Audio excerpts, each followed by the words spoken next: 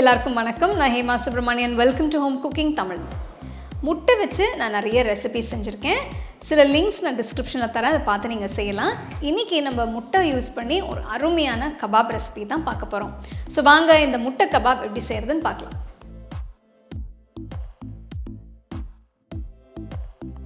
முட்டை கபாப் பண்ணுறதுக்கு இன்றைக்கி நான் 4 முட்டையை எடுத்து வேக வச்சு வச்சுருக்கேன். இப்போது முட்டையை துருவிக்கலாம்.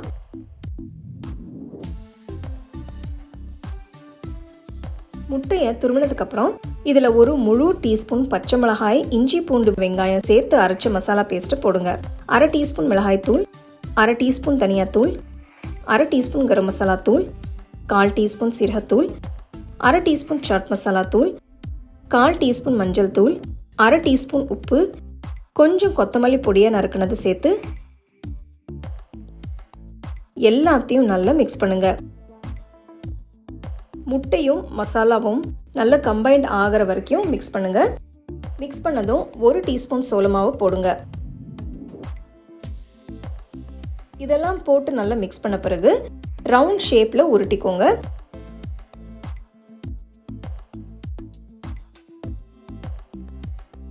அடுத்து தவாவை சூடு பண்ணிட்டு அதில் 1 டேபிள் ஸ்பூன் வெண்ணெயை போடுங்க. நான் முட்டை தவா ஃப்ரை பண்ண போகிறேன். உங்ககிட்ட தவா இல்லைன்னா நீங்கள் நான்ஸ்டிக் பேனில் கூட ஃப்ரை பண்ணிக்கலாம். கபாப் ஃப்ரை பண்ணுறதுக்கு நீங்கள் கொஞ்சம் வெண்ணெய் இல்லைன்னா எண்ணெய் ஊற்றிக்கோங்க. அடுப்பை மீடியம் ஹை ஃப்ளேமில் வச்சு கபாப்ஸை தவா ஃப்ரை பண்ணுங்க.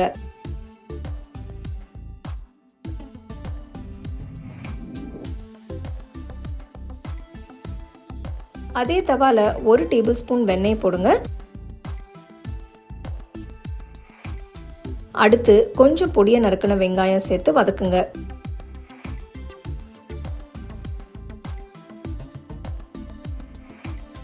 வெங்காயம் கொஞ்சம் வதங்கினதும் இதில் ஒரு முழு டீஸ்பூன் பச்சை மிளகாய், இஞ்சி பூண்டு வெங்காயம் சேர்த்து அரைச்ச மசாலா பேஸ்ட்டு போடுங்க. பச்சை வாசனை போகிற வரைக்கும் வதக்குங்க. அடுத்து ஒரு தக்காளியை அரைச்சி ஊற்றணும்.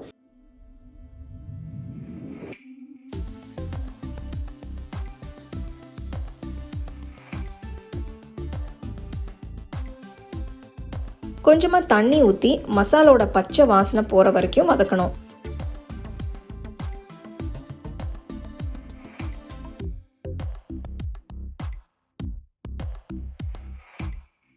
இதில் 1/2 டீஸ்பூன் மிளகாய்த்தூள் போட்டு 1/2 டீஸ்பூன் சாட் மசாலா தூள், கொஞ்சம் உப்பு போடுறேன். உங்கள் டேஸ்ட்டுக்கு ஏற்ற மாதிரி நீங்கள் உப்போட அளவை அட்ஜஸ்ட் பண்ணிக்கோங்க. ஒரு 10 நிமிஷம் நல்லா கொதிக்க விடுங்க. அடுத்து நறுக்கின கொத்தமல்லி சேர்த்து மிக்ஸ் பண்ணுங்க.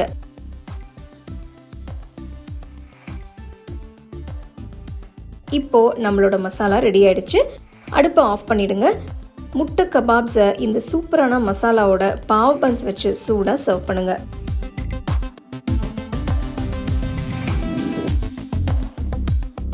ஸோ நெக்ஸ்ட் டைம் முட்டை வச்சு ஏதாவது ஸ்பெஷல் ரெசிபிஸ் ட்ரை பண்ணணும்னு நினச்சிங்கன்னா இந்த ரெசிபி ட்ரை பண்ணி பாருங்கள். கண்டிப்பாக எல்லாருமே ரொம்ப விரும்பி சாப்பிடுவாங்க. ட்ரை பண்ணி எப்படி இருந்ததுன்னு எனக்கு சொல்லுங்கள்.